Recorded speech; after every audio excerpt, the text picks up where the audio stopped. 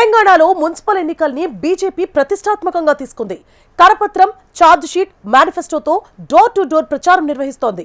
అగ్రనేతల ప్రచారంతో దూకుడు పెంచింది. అయితే ఈ ఎన్నికల్లో ఒంటరిగానే పోటీ చేస్తామని ప్రకటించిన ఆ పార్టీ తన మిత్రపక్షమైన జనసేన మద్దతు తీసుకోవడం హాట్ టాపిక్ అయింది. పవన్ మద్దతు తీసుకోవడం వెనుక సొంత బలంపై నమ్మకం లేకపోవడమా, కేంద్ర నాయకత్వం ఆదేశాలా అన్న ఆసక్తికర చర్చ కొనసాగుతోంది. ఇంతకీ పవన్ మద్దతు వర్కౌట్ అవుతుందా?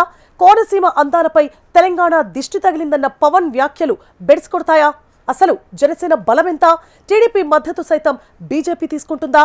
Watch this HMTV exclusive focus. Municipal ఎన్నికల్లో గెలిపే లక్ష్యంగా తెలంగాణ బీజేపీ వ్యూహాలు రచిస్తోంది. ఒకవైపు అగ్రనేతల ప్రచారం, మరోవైపు కరపత్రం, ఛార్జ్ షీట్లతో డోర్ టు డోర్ ప్రచారాన్ని హోరెత్తిస్తోంది. అలాగే సొంతంగానే ఈ ఎన్నికలను ఎదుర్కొంటామని ఇప్పటికే పలుమార్లు టీబీజేపీ చీఫ్ రామచంద్రరావు ప్రకటించారు. అయితే మరి సొంత బలం సరిపోదనుకుందా, లేదంటే గెలిచేందుకు కలిసొచ్చే ప్రతి అంశాన్ని ఉపయోగించుకోవాలనే వ్యూహంతో పార్టీ అడుగులు వేస్తోందా అన్న చర్చ లేకపోలేదు. దీంతో అనూహ్యంగా జనసేన అధినేత పవన్ కళ్యాణ్తో కేంద్ర మంత్రి కిషన్ రెడ్డి, రామచంద్రరావు భేటీ కావడం చర్చనీయాంశమైంది. ఆ కీలక భేటీలో తెలంగాణ రాష్ట్రంలోని తాజా రాజకీయ పరిణామాలు, మున్సిపల్ ఎన్నికల్లో బీజేపీకి మద్దతు కోరడం, వెంటనే పవన్ కళ్యాణ్ ఒప్పుకున్నట్లు ఎక్స్ వేదికగా రామచంద్రరావు వెల్లడించారు. ఈసారి పురపోరులో బీజేపీ సొంతంగా అన్ని స్థానాల్లో పోటీ చేస్తామని చెప్పిన పార్టీ పవన్ కళ్యాణ్ మద్దతు తీసుకోవడం చర్చనీయాంశమైంది. ఏపీలో జనసేన, టీడీపీ, బీజేపీ కూటమిగా ఉన్నాయి. మున్సిపల్ ఎన్నికల్లో జనసేన మద్దతుతో పాటు మరో మిత్రపక్షమైన టీడీపీ మద్దతు కోరితే ఆ పార్టీ స్పందన ఏంటన్న సందేహం రాజకీయ వర్గాల్లో వ్యక్తమవుతోంది. ఇలా ఉంటే తెలంగాణ మున్సిపల్ ఎన్నికల్లో జనసేన పార్టీ కూడా పోటీ చేస్తున్నట్లు ఆ పార్టీ అధిష్టానం గతంలోనే ప్రకటించింది. ఇప్పటికే జనసేన అభ్యర్థులు పలు మున్సిపాలిటీలు, మున్సిపల్ కార్పొరేషన్లలో బరిలో ఉండటమే కాకుండా ప్రచారం కూడా నిర్వహిస్తున్నారు.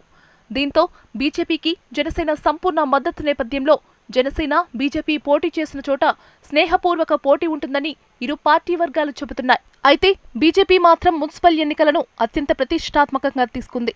కరపత్రం, ఛార్జ్ షీట్, మేనిఫెస్టోలతో డోర్ టు డోర్ ప్రచారం చేస్తోంది కాషాయ దళం.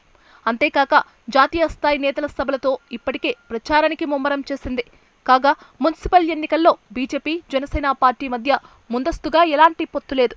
కానీ పవన్ కళ్యాణ్ను బీజేపీ నేతలు కలిసి మద్దతు కోరగా అందుకు ఆయన గ్రీన్ సిగ్నల్ ఇవ్వడం రాజకీయంగా చర్చనీయాంశమైంది. జనసేన మద్దతు ఓకే, కానీ టీటీడీపీ నిర్ణయంపై సస్పెన్స్ నెలకొంది. తెలంగాణలో వాస్తవానికి జనసేన బలం కంటే టీడీపీ బలం ఎక్కువనేది రాజకీయ విశ్లేషకుల టాక్. గత జూబ్లీహిల్స్ ఉప ఎన్నిక సందర్భంగా గాంధీ భవన్తో పాటు సీఎం రేవంత్ రెడ్డి ప్రచారంలో సైతం టీడీపీ నేతలు, కార్యకర్తలు జెండాలతో బహిరంగ మద్దతు ఇవ్వడం అప్పట్లో పెద్ద ఎత్తున చర్చకు దారితీసింది.